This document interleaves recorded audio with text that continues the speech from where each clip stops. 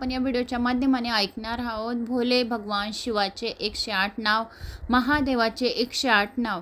तर सर्वांनी शिवलिंग जवळ जर बसले असणार तर 108 तांदूळचे दाणे काढून घ्या आणि हा माझा व्हिडिओ लावून द्या आणि एक एक तांदूळचा दाणा अर्पण करा आणि माझ्या मागे पण तुम्ही बोला। आणि एक जर 108 बेलपत्री असेल तर बेलपत्री व्हा, तांदूळ असतील तर तांदूळ व्हा, मूग असतील तर मूग व्हा, जवस असतील तर जवस व्हा।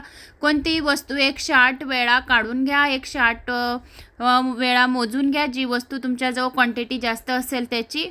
तर आता आपण सुरुवात करूया शिवशंभूच्या 108 नावांची। जो कोणी शिवलिंगाला 108 वेळा तांदूळ वाहतो ह्या 108 नावांनी त्यांच्या घरात सुख समृद्धी शांती नांदते, पैसा नांदतो आणि मनातल्या सर्व इच्छा पूर्ण व्हायला मदत होते। तर आपण आता 108 नावांना सुरुवात करूया। चॅनलला कोणी नवीन आलं असेल लाल बटनवर सबस्क्राईब करा, ऑलवर क्लिक करा, जास्तीत जास्त जणांना शेअर करा। कुठून कोणत्या गावातून तुम्ही माझा हा व्हिडिओ ऐकत आहात आपल्या गावाची कमेंट्स नक्की करा।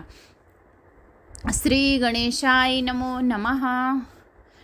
भगवान शिवाचे 108 नाव। ओम भोलेनाथाय नमः, ओम कैलासपतीये नमः, ओम भूतनाथाय नमः, ओम नंदराजाय नमः, ओम नंदी की सवारिये नमः, ओम ज्योतिर्लिंगाय नमः, ओम महाकालेश्वराय नमः, ओम रुद्रनाथाय नमः, ओम भीमाशंकराय नमः, ओम नटराजाय नमः, ओम प्रलयकाराय नमः, ओम चंद्रमौलियै नमः, ओम डमरुधार्यै नमः, ओम चंद्रधार्यै नमः, ओम मल्लिकार्जुनाय नमः, ओम भीमाशंकराय नमः, ओम विषधार्यै नमः, ओम बम बम भोल्यै नमः, ओम ओंकार स्वामियै नमः, ओम ओंकारेश्वराय नमः, ओम शंकर त्रिशूलधार्यै नमः, ओम विश्वनाथाय नमः, ओम अनादिनाथाय नमः, ओम उमापतये नमः, ओम मोरपतये नमः,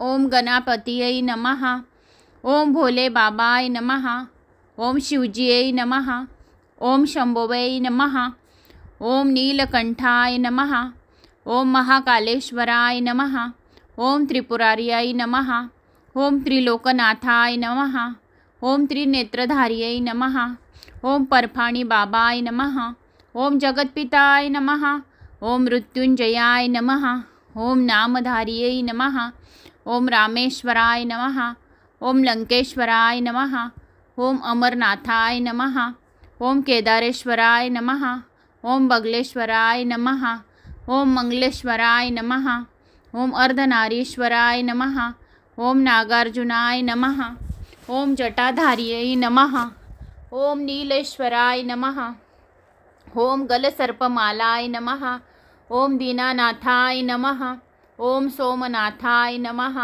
ओम जोगियै नमः, ओम भंडारी बाबाय नमः, ओम बमलेश्वराय नमः, ओम गौरीशंकराय नमः, ओम शिवकांताय नमः, ओम महेश्वराय नमः, ओम ओलाकानाथाय नमः, ओम आदिनाथाय नमः, ओम देवदेवेश्वराय नमः, ओम प्राणनाथाय नमः, ओम शिवाय नमः, ओम महादान्यै नमः, ओम शिवधान्यै नमः, ओम संकटहार्यै नमः, ओम महेश्वराय नमः, ओम रुंडमालाधार्यै नमः, ओम जगत्पालनकर्ताय नमः, ओम पशुपतये नमः, ओम संगमेश्वराय नमः, ओम दक्षेश्वराय नमः, ओम धृणेश्वराय नमः, ओम मणिमहेश्वराय नमः, ओम अनादिनाथाय नमः, ओम अमराय नमः, ओम आशुतोष महाराजाय नमः, ओम विलवकेश्वराय नमः, ओम अचलेश्वराय नमः, ओम अभयंकराय नमः, ओम पातालेश्वराय नमः, ओम धुदतेश्वराय नमः, ओम सर्पधार्यै नमः, ओम त्रिलोकी नरेशाय नमः, ओम हठयोगियै नमः, ओम विलेश्वराय नमः, ओम नागाधिराजाय नमः, ओम सर्वेश्वराय नमः, ओम उमाकांताय नमः, ओम त्रिकालदर्श्यै नमः, ओम त्रिलोकीनाथाय नमः, ओम महादेवाय नमः, ओम गडशंकराय नमः, ओम मुक्तेश्वराय नमः, ओम नटेश्वराय नमः, ओम गिरिजापतये नमः, ओम भद्रेश्वराय नमः, ओम त्रिपुनाशकाय नमः, ओम निर्जेश्वराय नमः, ओम किरातेश्वराय नमः, ओम जागेश्वराय नमः। ओम अवधूतिपतये नमः। ओम भीलपतये नमः। ओम वृषभेश्वराय नमः। ओम भूतेश्वराय नमः। ओम बैजूनाथाय नमः। ओम नागेश्वराय नमो नमः। तर मित्रांनो, हे झाले भगवान शिवाचे 108 नाव। आता आपण 12 ज्योतिर्लिंगांचे स्मरण करूया।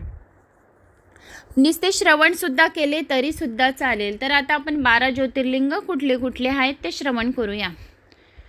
श्री सौराष्ट्र सोमनाथंचं, श्री शैल्ये मल्लिकार्जुनम, उज्जैनियम महाकाल ओंकार ममलेश्वर, परल्यम वेदनाथंचं, डाकिनियम भीमशंकर, सेतबंधे तु रामेश्वरम, नागेश्वम दारुकामने, वाराणसी विश्वेश्वम, त्र्यंबकम गौतमी तटे, हिमालये तु केदार, घृष्णेश्वर शिवालय, एतानि ज्योतिर्लिंगानि सायं प्राप्त पठेत नर, सप्तजन्म कृतं पाप स्मरण विनयेष्यति। नम पार्वती पते हर हर महादेव शंभू। ओमा महेश्वराय नमो नमः। तर मित्रांनो, आता आपण शिवचालीसाचं पठन करूया। दोहा। जय गणेश गिरिजा सुवन मंगल मूल सुजान, कहत अयोध्या दास तुम देवु अभय वरदान। चौपाई। जय गिरिजापति दीन दयाला, सदा करत संतन प्रतिपाला, भाल चंद्रमा सोहत नीके, कानन कुंडल नाग फनीक, अंग गौर शिर गंग बहाए, मुंड माल तन छार लगाए, वस्त्र खाल बागंबर सोए, छवि को देखी नाग मन मोहे, मैना मातु की हवे दुलारी, बाम अंग सोहत छवि न्यारी, कर त्रिशूल सोहत छवि भारी, करत सदा शत्रुन शयहारी, नंदी गणेश सोहे तह कैसे, सागर मध्य कमल है जैसे, कार्तिक शाम और गण राउ, या छवि कही जात न काहू, देवन जब ही जाय पुकारा, तब ही दुख प्रभु आप निवारा, किया उपद्रव तारक भारी, देवन सब मिली तुम्ही जुहारी, तुरत षडानन आप पठाऊ, लव निमेष महग मारी गिराऊ, आप जलंधर असुर सहारा, सुयश तुम्हारा विदित संसारा, त्रिपुरा सरसन युद्ध मचाई, सब ही कृपा कर लीन बचाई, किया तप ही भागीरथ भारी, पूर्व प्रतिज्ञा तासु पुराण, दानन मह तुम सम कोहि नाही, सेवक स्तुति करत सदाहि, वेद नाम महिमा तव गाई, अखद अनादि भेद नाही पाई, प्रकटी उदती मंथन में ज्वाला, जरत सुरासर भये विहाला, किनि दया तह करी सहाई, नीलकंठ तब नाम कहाई, पूजन रामचंद्र जब कीना, जीत के लंक विभीषण दीन, सहस कमल में हो रही धारी, किनि परीक्षा तब ही पुरारी, एक कमल प्रभु राखे वजोई, कमल नयन पूजन चह सोई, कठिन भक्ति देखी प्रभु शंकर, भरे भये प्रसन्न दिए इच्छित वर, जय जय जय अनंत अविनाशी, करत कृपा घटके सब वासी, दुष्ट सकल नित मोहि सतावे, भ्रमत रहो मोह चैनन आव, त्राहि त्राहि में नाथ पुकारो, यही अवसर मोहि आन उबार, लय त्रिशून शत्रु को मारा, संकट से मोहि आन उबारा, माता पिता भ्रांत सब होई, संकट में पूछत नहीं कोई, स्वामी एक है आस तुम्हारी, आय हरू मम संकट भारी, धन निर्धन को देत सदा ही, जो कोई जाचे फल सो पाए, स्तुति के ही विधि करे तुम्हारी, शंभुनाथ अब चूक हमार, शंकर हो संकट के नाशन, मंगल कारण विघ्न विनाश, योगी यति मुनि ध्यान लगावे, शारद शारद शीश नमावे, नमो नमो जय नमः शिवाय, सुर ब्रह्मादिक पार न पाए, जो यह पाठ करे मन लाई, तापर होत शंभु सहाय, ऋणियो जो कोई हो अधिकारी, पाठ करे सो पावन हारी, पुत्रहीन कर इच्छा जो ही, निश्चय शिव प्रसाद तो ही होय, पंडित त्रयोदशी को लावे, ध्यानपूर्वक होम करावे। त्रयोदशी व्रत करे हमेशा, ताके तन नहीं रहे कलेश। धूप दीप नैवेद्य चढ़ावे, शंकर सम्मुख पाठ सुनावे। जन्म जन्म के पाप नसावे, अंत धाम शिवपुर में पावे। कहे अयोध्या दास आस तुम्हारी, जानी सकल दुख हरू हमारी। दोहा नित्य नेम कर प्रांत ही, पाठ करो 40। तुम्ही मेरी मनोकामना, पूर्ण करो जगदीश। मकसर छठी हेमंत ऋतु, संवत 64 जान। स्तुति 40 शिवही, पूर्ण कीने कल्याण। श्री शिव 40 संपूर्णम। लाईक, सबस्क्राईब, कमेंट्स, शेअर, मला सबस्क्राईब करा। श्री गणेशाय नमो नमः। भद्रसेन राजाची कथा, शिवलीला अमृताचा 11वा अध्याय। ओम नमः शिवाय अशी प्रार्थना करून शिवलीलाचे अमृत प्राशन करताना सर्वच भक्तांना अतिशय आनंद प्राप्त होत असतो। म्हणजे जे नर शिवपूजनामध्ये दंग होऊन राहत असतात ते नर श्रेष्ठ होत असतात। आणि शिवपूजनामध्ये रुद्राक्षांचे वेगळे असे महत्त्व आहे, कारण जो कोणी 1000 रुद्राक्ष शरीरावर धारण करतो तो स्वतः शंकर रूप होत असतो। त्याच्या केवळ दर्शनाने अनेक जण तरतात। 16 रुद्राक्ष नेहमी हातात बांधावे, एक रुद्राक्ष जटेत बांधावा, त्यावरून रोज स्नान करावे, म्हणजे त्या व्यक्तीला त्रिवेणी संगमात स्नान केल्याचे पुण्य मिळते। 12 रुद्राक्ष आपल्या हाताच्या मनगटात बांधावे, गळ्यात 32 रुद्राक्ष बांधावे, जटेभोवती 24, 6 रुद्राक्ष कानात बांधावे, म्हणजे तो नर संपूर्ण निर्दोष होत असतो। 108 रुद्राक्षांची माळ नेहमी गळ्यात घालावी। एकमुखी रुद्राक्षांची मनोभावे नित्य पूजा करणारा अतिशय भाग्यवंत होतो। पंचमुखी, 6मुखी, 8मुखी, 14मुखी असलेला रुद्राक्ष लक्ष्मी देणारा असतो। रुद्राक्ष मनाने रोजच्या रोज जप केलेला प्रत्येक मंत्र यशस्वी होतो। अशा भगवान शंकराच्या आवडत्या रुद्राक्षांच्या महिमा फार मोठा आहे। सुंदर, पतिव्रता, गोड बोलणारी स्त्री जर पूर्वजन्मीची पुण्य संचय असेल तरच एखाद्या व्यक्तीला पत्नी म्हणून लाभते। श्रीमंत, विद्वान आणि गुणी मुलगा पूर्वजन्मीची पुण्य संचय असेल तरच प्राप्त होत असत। तसे सर्वज्ञानी, कृपावंत, तपाचरणी आणि शिवभक्त असा गुरु, हुशार, अढळ, निष्ठा व श्रद्धा ठेवणार, उदार असं शिष्य, समाशील असणारा पुढारी सारे नेहमी पूर्व पुण्यानेच लाभत असतात। सांगणाराकडे पूर्ण लक्ष देऊन ऐकणारा श्रोता, उदार असा यजमान, कुलीन, श्रेष्ठ घराण्यात जन्म, सुंदर, सुडोल आणि आरोग्य शरीर संपन्न हे पूर्व पुण्यानेच प्राप्त होत असते। फार वर्षापूर्वी काश्मीरमध्ये भद्रसेन नावाचा एक राजा राज्य करीत होता। त्याच्या दरबारामध्ये एक अतिशय हुशार व चतुर प्रधान होता। राजा व प्रधान दोघे अतिशय सद्गुणी होते। दोघांची भगवान शंकरावर अतिशय भक्ती होती, श्रद्धा होती। भद्रसेन राजाला आणि प्रधानाला शंकराची आराधना केल्यानंतरच पुत्र झाले। राजपुत्राचे नाव होते सुधर्मा आणि प्रधान पुत्राचे नाव होते तारा। दोघेही बालपणापासून आपल्या वडिलांप्रमाणे शिवभक्त होते, त्यामुळे ते एकमेकांचे मित्र बनले। लहानपणापासून त्यांची वैराग्यवृत्ती दिसून येत होती।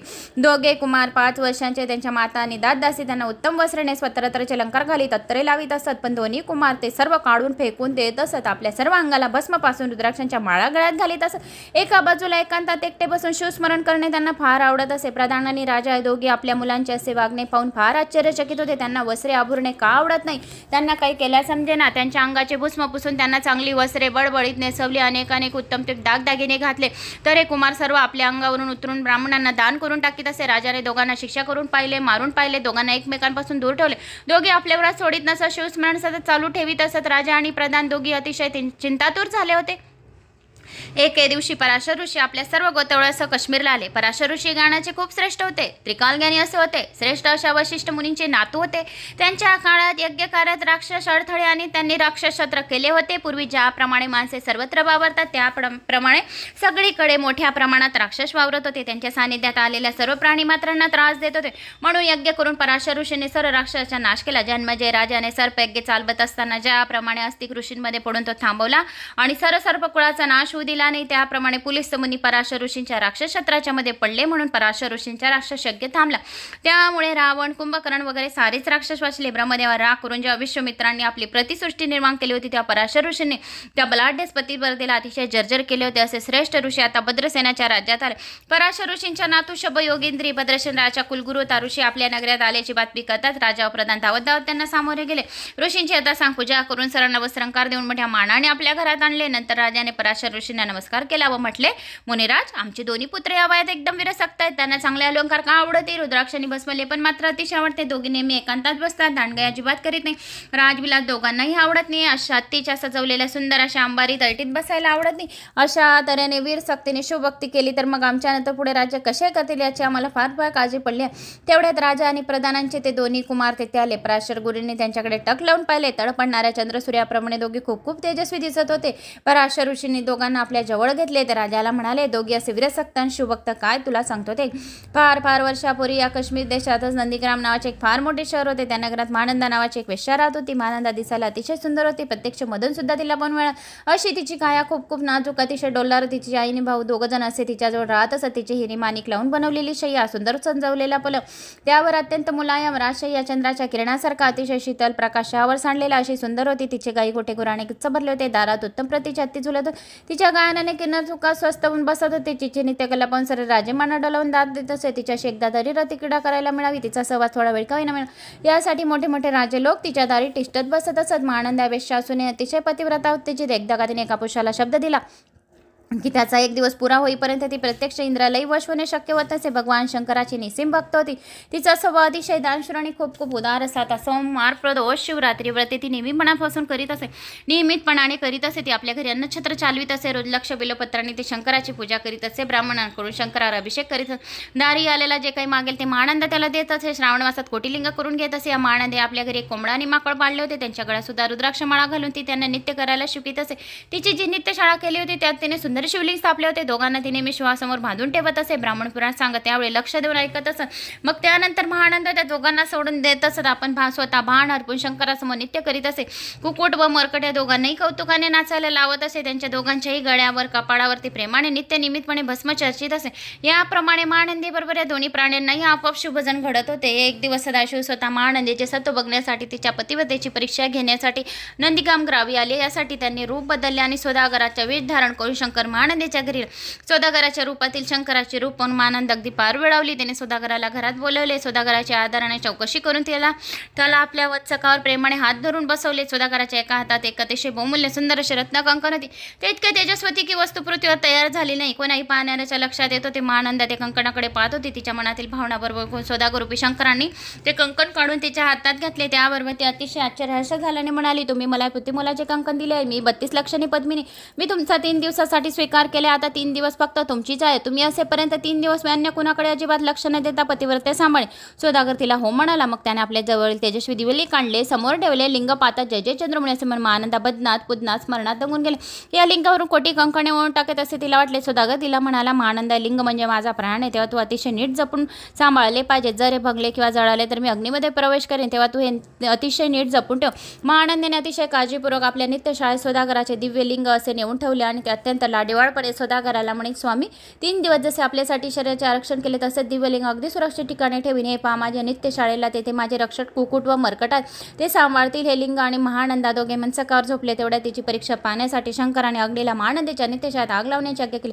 नित्यशाळेला आग लागली. सगळीकडे आग आग आरडाओरडा सुरू झाली. धावपळ सुरू झाली. शेजारचे लोक धावत नित्यशाळेपास येऊ लागले. सौदागराने अत्यंत सुखात गाळा झोपलेला महानंदाला हलवून उठवले. सांगितले, महानंदा जागी हो, आपल्या घरात कुठेतरी आग लागली. महानंदा जागी झाली. पाहते काय आपल्या घरातून आगीच्या ज्वाळा निघत आहे. तिने पाहिले आपल्या नित्यशाळेलाच आग लागली. हे तिच्या लक्षात आले. तशा आगीत तिने नित्यशाळेच्या शिल्ली कोंबडा आणि माकड यांचे डोळे सोडले. पटकन ती रानात पळून गेली. अग्नीने सर्व नित्यशाळा पूर्णपणे जाळून टाकली. मगच तो शांत झाला. सौदागराने महानंदाला विचारले, महानंदी, माझे दिव्यलिंग सुरक्षित ठिकाणी ठेवले आहेस ना? तू ते मी सांगितल्याप्रमाणे व्यवस्थित ठेवले आहेस ना? हा प्रश्न ऐकताच महानंदा अतिशय घाबरली. तिने आता सौदागराचे दिव्यलिंग नित्यशाळेतच ठेवले. तिला आता चांगलेच आठवले. ती एकदम शोक करू लागली. सौदागराचे दिव्यलिंग आता आपण नित्यशाळेतच ठेवले होते आणि ती आता एकदम शोक करू लागली. सौदागर म्हणाला, आज दुसरा दिवस आहे. माझे आत्मलिंग जाऊन भस्म झाले आणि मी तुला आधीच सांगितले होते की जर या लिंगाला काही झाले तरी मी अग्नीमध्ये प्रवेश करीन. आता तुझ्या चुकीकरता मी प्राण देतो असे म्हणून त्याने गावाबाहेर मोठी चिता पेटवली. धडधड पेटलेल्या अग्नीला प्रदक्षिणा घातल्या. ओम नमः शिवाय असे म्हणून सौदागरूपी शंकरांनी अग्नीत उडी टाकली. महाआनंद अतिशय व्यतीत अंतकरणाने सर्व पाहत होती. सौदागराने अग्नीत उडी टाकल्यावर तिने मनात निश्चय केला की मी 3 दिवसासाठी या सौदागराला स्वीकारले होते. म्हणजे 3 दिवसासाठी मी त्याची पत्नीच होती. तेव्हा पती निधनानंतर पत्नीने सगमन करावे हा शास्त्रार्थ असा विचार करून मग गावातील ब्राह्मणांना आपली सर्व संपत्ती दान केली. अश्वशाळा, हत्ती, घर इत्यादी सगळ्यांचे दान केले. मग स्नान करून महानंदीने आपल्या सरांगावर भस्म लावले. रुद्राक्षांच्या माळा गळ्यात घातल्या. हर साम सदा शिवसाम या नावाचे ध्यान करत तिने ही अग्नीत उडी टाकली. अशा रीतीने महानंदा सौदागरवर सती केली. त्याबरोबर इतका वेळ धडणारा अगदी एकदम शांत झाला आणि क्षितिजावर एखादा सूर्य उगवा तसे भगवान शंकर त्या अग्नीमधून प्रकट झाले. मस्तकावर धारण केलेला जटाचा भार, कपाळावरचा तिसरा नेत्र लाल लालून चमकणारा, माथ्यावर धारण केलेला अतिशय शीतल असे गंगेचे जुजूर वाहणारे पाणी, मस्तकावर विलसणारी शांतपणे प्रकाशणारी चंद्राची कोणी, नीळकंठ हातात नेहमीचा त्रिशूळ, सर्वांगावर भस्माचे लेपन, वाघाचे कातळे नेसून हत्तीचे कातळे आपल्या अंगावर पांघरून घेतले म्हणून गळ्यात असंख्य नरमुंड्याचे हार घातले. सर्वांगावर साप खेळवणारे अतिशय तेजस्वी शंकर अग्नीतून बाहेर आले आणि आपल्या 10 हातांनी त्यांनी अग्नीमध्ये उडी टाकलेल्या महानंदेला चेंडूप्रमाणे अगदी वरच्या वाजले. भगवान शंकर महानंदेला म्हणाले, महानंदा, सौदागराच्या रूपाने मीच तुझी परीक्षा घेतली, तू त्यात पूर्ण खरी उतरलीस. तुझी पतिव्रती आणि तुझी माझ्यावरची भक्ती यावर मी खूप प्रसन्न झालोय, तेव्हा हवे तेवर माग. तेव्हा महानंदा म्हणाली, महादेवा, या सर्व नंदीगाम नगराचा आपण उद्धार करावा आणि मला आपल्या पायाजवळ कायमचे स्थान द्या. शंकरांनी तिला तथास्तु म्हटले. तिला शिवलोके नेण्यासाठी आपल्या शिवगणाने युक्त असे दिव्य विमान त्याच ठिकाणी बोलावून घेतले. मग नगरातील सर्व प्राणी मात्रांचा आई आणि भाऊ यांना बरोबर घेऊन महानंदा विमानात बसली. अशा तऱ्हेने नंदीगाम गावातील सर्वांना शिवचरणाची प्राप्ती महानंदेमुळे झाली. जेथे कधी कोणता रोग नाही, कसले दुःख नाही, ताणभूक सध्या लागत नाही. काम, क्रोध, दुःख, धंदा याच्या जात साधे पाणी अमृतासारखे गोड असते. अतिशय जेथे इच्छा येईल त्याचा लाभ होतो. अशा कधी नाश न पावणाऱ्या ठिकाणी सतीपतीवर अशा महानंदीला स्थान मिळाले. महानंदीची गोष्ट ऐकून भद्रसेन राजा म्हणाला, हे मुनिवर, आपण मला महानंदीची गोष्ट सांगितली, चांगले झाले, पण आमच्या मुलाच्या वागण्याबद्दल नाही सांगितले काही. पराशर ऋषी गोष्ट सांगता सांगता म्हणाले, राजा भद्रसेना, हे तुमचे 2 पुत्र म्हणजे मागच्या जन्मेचे महानंदेने पाळलेले कुक्कुट व माकड आहेत. त्यांनी त्या जन्मी केलेल्या शिवपूजनामुळे त्यांना राजपुत्र आणि प्रधानपुत्र उत्तम जन्म मिळाले. न्यायाने खूप वर्ष राज्यातील प्रजेला शिवभजनात लावतील, तुमचा उद्धार करतील. या ऐकल्यावर राजा व प्रधान दोघी पराशर ऋषींना भक्तिपूर्वक साष्टांग नमस्कार घालून म्हणाले, गुरुदेव, आम्ही धन्य झालो आहोत. अशा सुपुत्राचे आम्ही जनक आहोत. आता याचा आम्हाला खरोखर अभिमान वाटतो. आपण त्याच्या मागील जन्माची कथा आम्हाला ऐकवलीत, पण त्यांचा भविष्यकाळ काय आहे, पुढे किती वर्ष राज्य करतील, त्यांचे भविष्य काय, हे किती वर्ष आयुष्य आहे, हे कृपा करून आम्हाला सांगावे. आम्हाला एकुलते एक पुत्र असल्याने सगळा जीव यांच्यातच गुंतलेला राहतो. मग पुन्हा एकदा पराशर ऋषी थोडा वेळ ध्यान लावून बसले, स्वस्थ बसले. ऋषींना असे बसलेले पाहून राजा म्हणाला, ऋषीवर, आपण शांत काय, आमच्या मुलाचे भविष्य काय, जे असेल ते ऐकण्याची तयारी आहे. नंतर गंभीर आवाजात पराशर ऋषी म्हणाले, राजा, मी सांगतो ते ऐकून सर्व सभा लगेच दुःख सागरात बुडाल याची मला पूर्ण कल्पना आहे, पण मला कळणारी सत्य गोष्ट सांगणे मला भाग आहे. खोटे सांगितल्यास माझ्या ज्ञानास कमीपणा येईल, माझ्या साधनेत दोष लागेल आणि सत्य तेच सांगितले पाहिजे. ऋषीवर्य, आपण आम्हाला स्पष्ट सांगावे अशी आमची विनंती आहे. भद्रसेन राजा म्हणाला, राजा, तुझ्या मुलाला आता 12 वर्ष पूर्ण झाली आहेत आणि त्याच्या विधिलिखिताप्रमाणे आजपासून 7व्या दिवशीच याच वेळेला तो मरण पावेल, मृत्यूगंड आहे. पराशर ऋषी उद्गारले. हे वचन ऐकताच राजा भद्रसेन बेशुद्ध पडून गेला.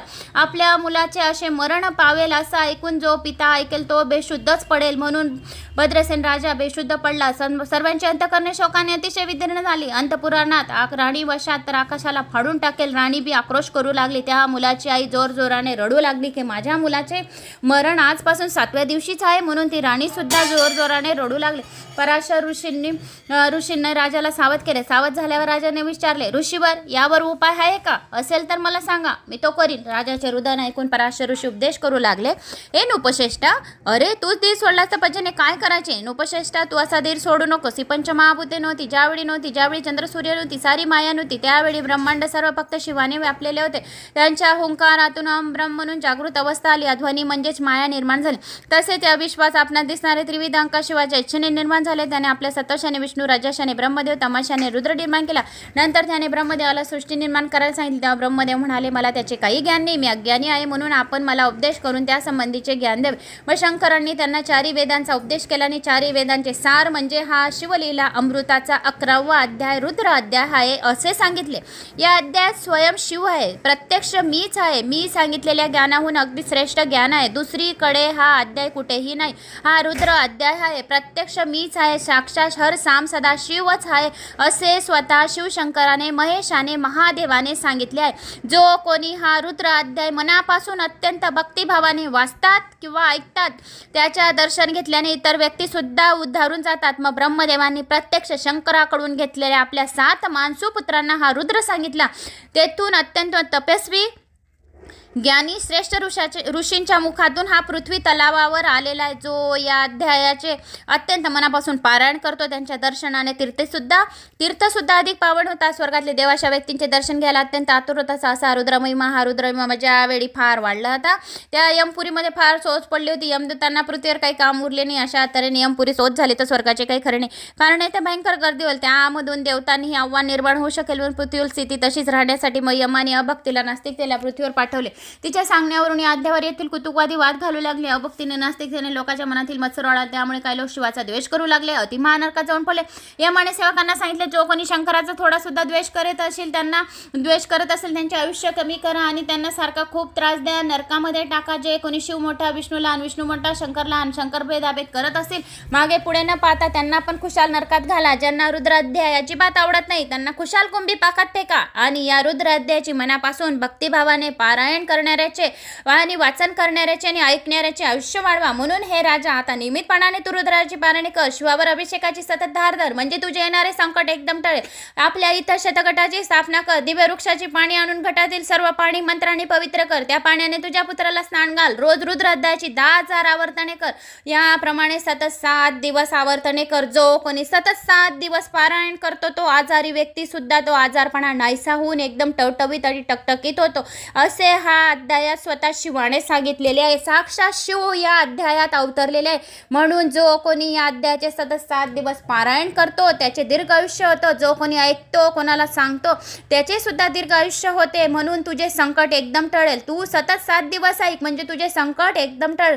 भद्रसेन राजाने अत्यंत नम्रतेने पराशर ऋषींचे पाय धरले आणि म्हणाले मुनिराज आपण ऋषीश्रेष्ठ आहात. काळ मृत्यू भय आणि शोक यापासून तुमच्यासारख्या गुरुशिवाय माझे कोण रक्षण करणार.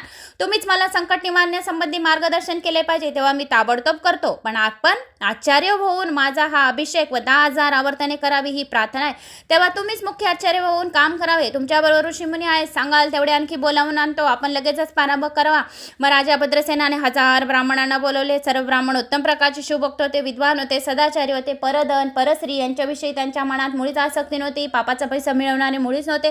आकाशातून भरगाव वेगाने जाणारा सूर्याचा रथ सुद्धा शाप देऊन थांबवू शकतील असे तप सामर्थ्य प्रत्यक्ष या ऋषीमध्ये होते. ज्ञानाला प्रत्यक्ष शंकराला कैलासावर खेचून आणतील असा त्यांचा प्रभाव होता.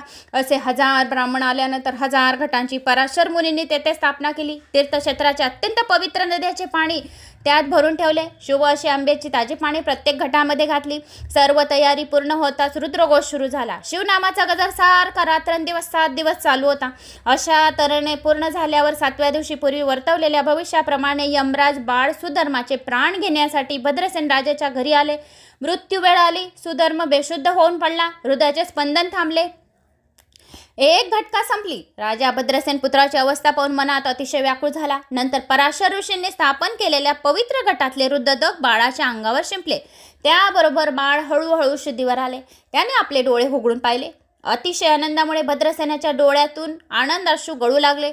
सुधर्म उठून बसला. तेव्हा पराशर मुनीने राजाला म्हणाले आपण जिंकलो. बाळाची मृत्यूवेळ टळून गेली. पहा तो उठून बसला. मग त्यांनी सुधर्माला विचारले काय घडले बाळा, तुला आठवतं का? तू बेशुद्ध का झाला होता? तुला काही आठवतं का? सुधर्माला पराशर ऋषींनी विचारले तुला काही आठवतं का? तू बेशुद्ध का झाला होता? हो चांगले आठवतं आहे. नवे ते दृश्य अजून सुद्धा माझ्या डोळ्यापुढे फिरत आहे आणि दिसत आहे. एक भयंकर पुरुष होता. माझ्या जवळ आला. त्याचे लांब लांब सुळे तोंडाबाहेर आले होते. त्याचे डोळे अग्नीसारखे लाल होते. जटा वर बांधल्या होत्या. कपाळाला शेंदूर फासला होता. तो माझ्या अगदी जवळ आला. माझ्या हाताच्या दंडाला धरले. असा हा भयंकर पुरुष मला धरून नेत होता. तेवढ्या 4 अत्यंत तेजस्वी पुरुष तेथे धावत आले. त्यांनी बाघंबर नेसलेले होते. अंगाला भस्म फासले होते. त्यांच्या हातात लखलखीत शस्त्रे होती. त्यांनी मला त्या भयंकर पुरुषापासून सोडवले आणि त्या भयंकर पुरुषाला पकडून मारत मारत घेऊन गेले. सुधर्म राजपुत्राने सांगितलेले शंकराचे रुद्र महात्म्याची प्रचिती सर्वांनी पाहिली. त्याबरोबर राजा भद्रसेनासह सर्वांनी शंकराचा जय जयकार केला आणि सर्व ब्राह्मणांना लोटांगण घातले. स्वर्गातून देवांनी दृश्य पाहून सर्वांना पुष्टवृत्ती केली. मंगलवाद्य वाजू लागली. नंतर भद्रसेनाने पुन्हा एक होम केला. अतिशय आनंदाने अनेक उत्तम ते वस्तू ब्राह्मणांना अर्पण केला. सर्वांना उत्तम पंचपक्वान्नांचे जेवण घातले. भांडार उघडून मनसोक्त दान देऊन यालेले सर्व याचक तृप्त केले. त्याच वेळी दुधात साखर पडावी आणि सोन्याला सुगंध यावा त्याप्रमाणे आणखी एक फार मोठा सुयोग आला. देवर्षी नारद त्यावेळी अचानक होऊन मंडपात अवतरले. त्यांना तेथे आलेले बघताच कुंडातून प्रत्यक्ष अगदी त्यांच्या दर्शनासाठी बाहेर आला. पराशर ऋषी, भद्रसेन राजा यांच्यासह नारद मुनींनी अत्यंत आदराने नमस्कार केला. राजाने व सर्व नारद मुनींनी षोडोपचारे पूजा केली. नारद मुनी म्हणाले, मी स्वर्गातून पृथ्वीवर येता येता वाटेमध्ये शंकराचे 4 दूत पाहिले. मृत्यूला ते आपल्याबरोबर बांधून नेत होते. मी चौकशी केली तेव्हा मला समजले की राजा, तुझ्या पुत्राचे मरण चुकले आहे. ते मृत्यूला तुझ्या पुत्राचाच मृत्यू बांधून नेत होते. रुद्रानुष्ठान करून तू फार धन्य झालायस. तुझ्या पुत्राच्या रक्षणासाठी शिवाने वीरभद्राला पाठवले. माझ्या देखतच त्याने स्वतः मृत्यूला विचारले, कोणाच्या आज्ञेने तू भद्रसेन राजाच्या मुलाचे प्राण आणलेस? त्याला तर आणखी 10,000 वर्षाचे आयुष्य होते. तो सार्वभौम राजा होईल. शिवमहिमा तुला माहीत नाही का? तुझी मर्यादा सोडून असे वागलास का?